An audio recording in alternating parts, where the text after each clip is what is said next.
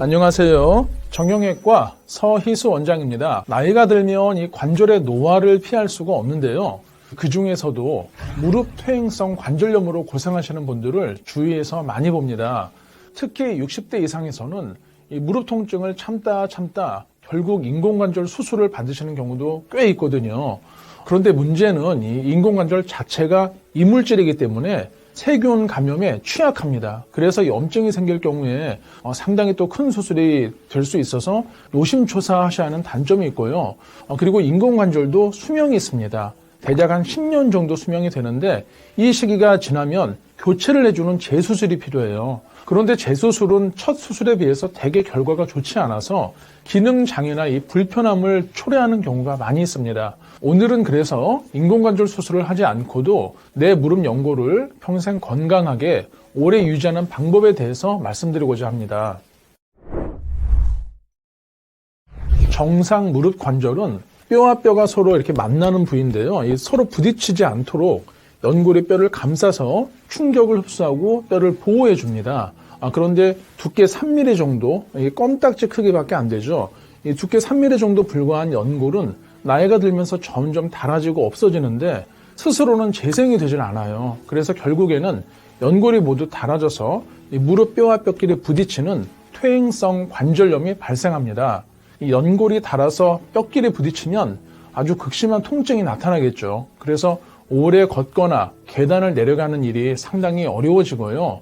이 관절염이 더 악화되면 무릎에 작은 뼈들이 오돌투돌하게 자라납니다. 그래서 무릎을 구부리거나 펼 때 우두둑 걸리는 소리가 나기도 하고요. 무릎이 완전히 펴지거나 구부려지는 동작이 힘들어지기도 합니다.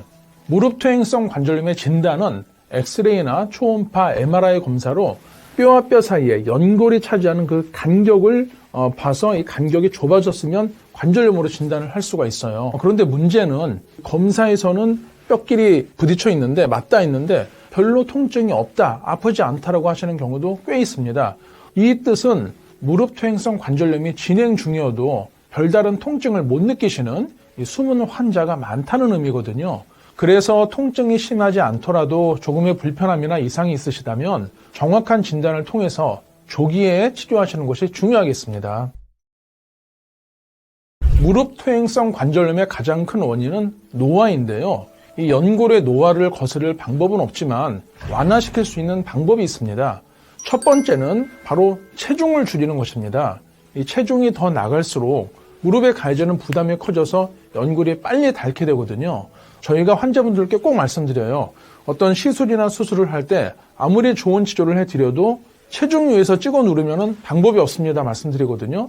반드시 적절한 식이요법과 운동을 통해서 체중 조절을 하시길 바라고요. 그리고 또 중요한 두 번째 방법은 허벅지 근육을 키우는 것입니다. 이 나이가 들면은 활동력도 떨어지고 또 덜 걷게 되잖아요. 그러면서 자연스럽게 허벅지 근육이 빠지게 되는데요.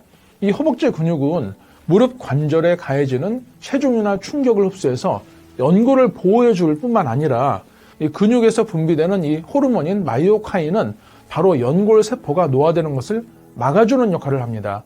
따라서 허벅지 근육량이 나이가 드시면서 감소하면 이 마이오카인 분비가 줄어들게 되고 결과적으로 연골의 노화가 촉진되어서 관절염이 더 쉽게 빨리 오게 되는 것입니다.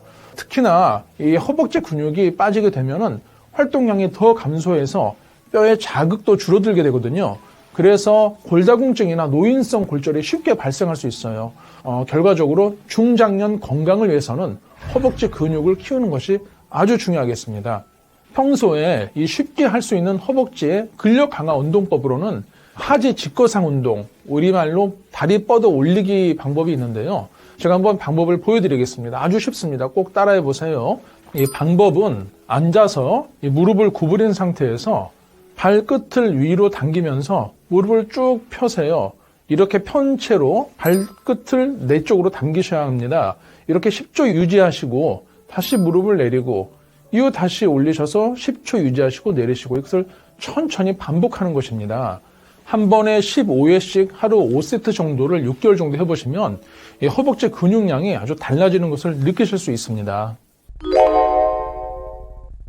지금까지는 스스로 할 수 있는 관절염 예방법에 대해서 말씀드렸는데요. 병원에 오시는 분들은 관절염이 어느 정도 진행된 상태이기 때문에 내가 할 수 있는 것 말고 의학적으로 도움을 받을 수 있는 것이 무엇이냐라고 물어보시는 경우가 많습니다.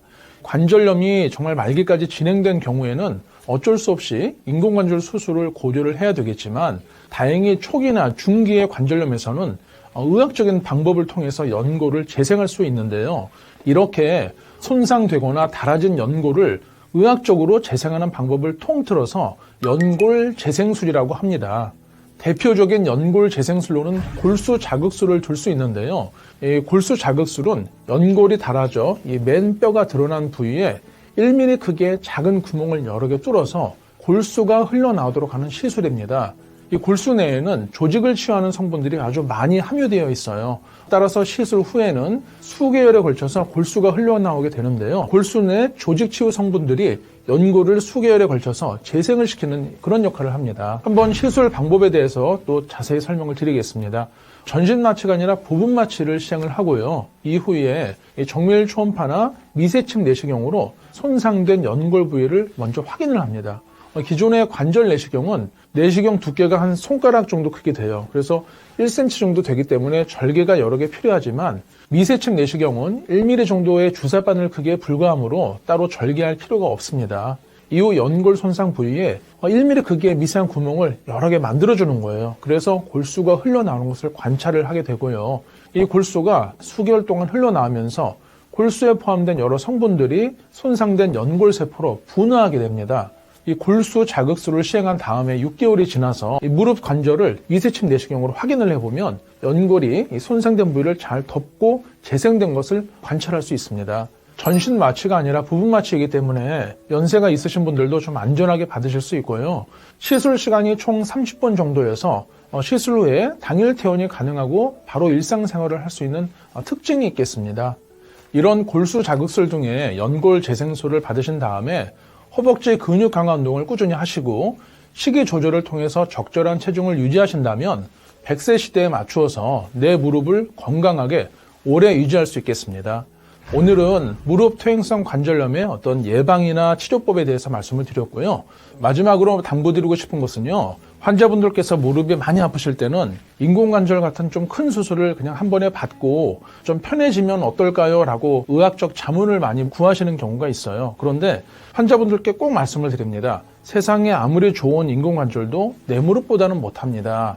왜? 치아도 아무리 좋은 틀니가 있어도 내 치아로 고기를 씻는 것보다는 못하잖아요. 그래서 가급적이면 인공관절 같은 큰 수술은 나중으로 좀 미루시는 게 좋고요. 최대한 내 무릎을 잘 관리하셔서 건강한 내 무릎으로 평생 좀 지내시기를 당부드리고 싶습니다. 지금까지 정형외과 서희수 원장이었습니다. 감사합니다.